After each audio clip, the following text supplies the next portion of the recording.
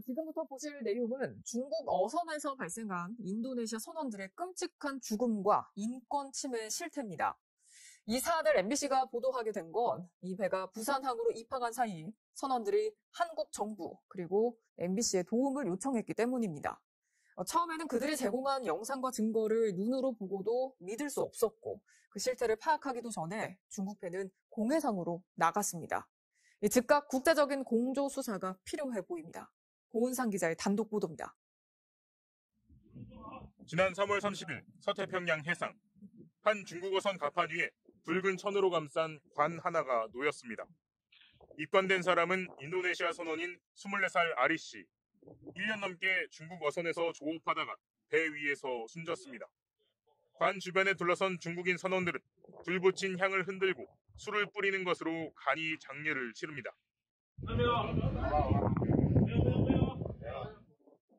그리고는 관을 들어 그대로 바다에 던져버립니다. 깊이를 알 수 없는 바닷속으로 아리 씨가 수장된 겁니다. 아리 씨가 숨지기 전에도 19살 알파타, 24살 세프리 씨가 숨졌고 숨진 그날 모두 수장됐습니다. 숨진 일부 선원의 서약서에는 사망할 경우 화장한 뒤 본국으로 보내주기로 되어 있었습니다. 동료들은 시신이 바다에 버려지리라고는 상상하지 못했습니다. Enggak, Ibu. Di kremasi di tempat terdekat. 동료 선원들은 배 위의 환경이 열악했고 노동 착취도 이어졌다면서 숨진 선원들이 한 달 가까이 질병에 시달리며 고통을 호소했다고 증언했습니다. Awalnya kram, terus dia tahu-tahu kakinya bengkak dan dari kaki itu langsung nyerang ke badan. Dia nyerang ke badan langsung sesak dia, Bu. 중국 선원 대다수는 육지에서 가져온 생수를 마셨지만 인도네시아 선원들은 바닷물을 정수한 물을 마시며 생활했는데 이 물을 마시고 몸 상태가 나빠졌다는 겁니다. Emang pusing, emang nggak bisa minum air itu sama sekali, Bu. Pernah juga sampai kayak ada dahak-dahak di sini. 게다가 하루 18시간에 이르는 고된 노동에 시달렸다고 합니다.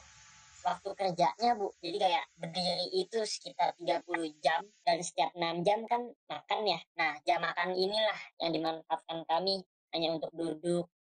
하지만 이들은 노예 같은 환경 속에서 벗어날 수 없었습니다.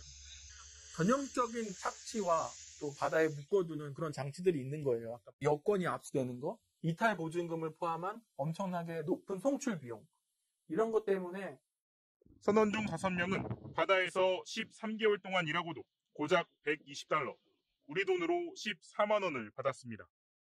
월급으로 치면 11,000원을 받은 셈입니다. 이 중국 원양어선은 참치잡이 배였습니다. 하지만 수시로 긴 막대를 이용해 상어를 잡아 올렸고 샥스핀, 그러니까 상어 지느러미만 도려내 따로 보관했습니다. 보통 하루에 20마리 이상의 상어를 포획했다고 했거든요. 상어 지느러미 16상자를 봤다고 했거든요. 한 상자가 45kg. 그러면 대략 800kg.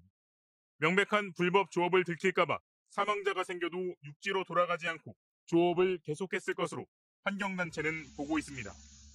배 안에 너무나 많은 상어 지느러미가 있다 보니까 검색을 받았을 경우에 엄청나게 큰 제재를 받기 때문에 그게 무서워서 안 들어간 걸로.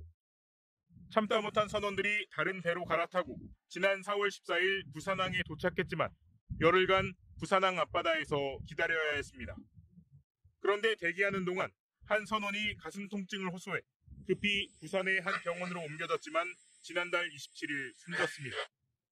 배 위에서의 4명이 숨진 사건을 조사한 공익인권법인은 지난 4월 27일 해경에 알리고 즉각적인 수사를 촉구했습니다.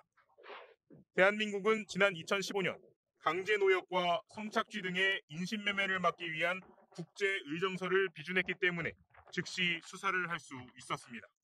이 의정서를 비준을 하고 그걸 이행하기 위해서 우리가 형법을 개정을 했거든요. 이러한 인신매매 사건의 경우에는 이 보편 관할권이 적용이 되기 때문에 한국에서 이거를 수사를 해야 된다는 거죠. 하지만 이틀 뒤 중국 선박이 공해상으로 나가버렸고 해경은 더 이상 수사를 할 수 없다고 통보를 해왔습니다.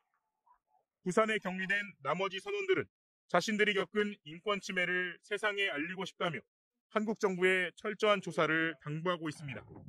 MBC 뉴스 고은상입니다.